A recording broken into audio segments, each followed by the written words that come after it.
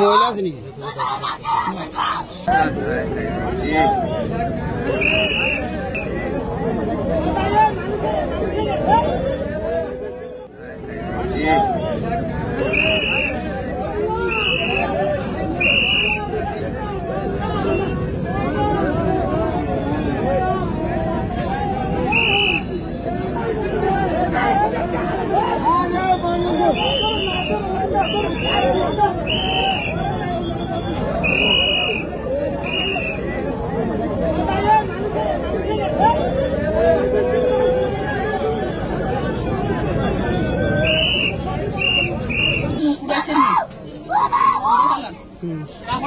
না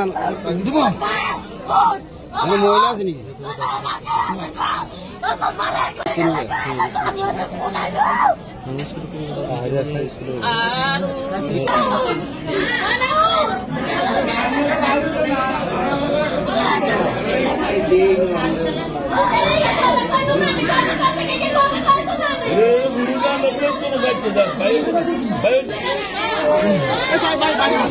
আমি ওরে বারবার আমি বলছি, আমার শ্বশুর বলছে, এরা বলছে তুমি গাড়ি সাইড করো, গাড়ি সাইড করে তুমি আধা ঘন্টা ঘুমাইলো, সমস্যা না, আমরা বাইরে বসে গেছি।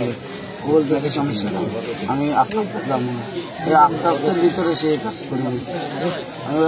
এই অ্যাক্সিডেন্টের 15 মিনিট আগে তারা বলতেছে তুমি সাইড করো, তুমি সাইড করো, তুমি সাইড করো, সে এটা করেনি।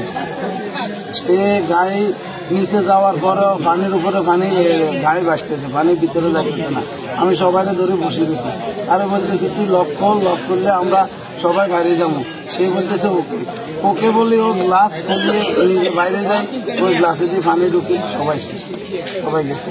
বাস একটা ছোট জানলা ছিল, আমি ওইখান দিয়ে বাইরে আমি সবাই ট্যাঙ্কিতে, আমার ওয়াইফ আমার বাচ্চা দিয়ে রাখছে, আর বড় ভাবি মেয়েরে ধরে রাখছে, মেজো ভাবি বাইরে আছে, আর আমার মা আমার নানুরে ধরে রাখছে, কিন্তু কারো করে আনতে পারিনি, গাড়ি নিচে চলে গেছে।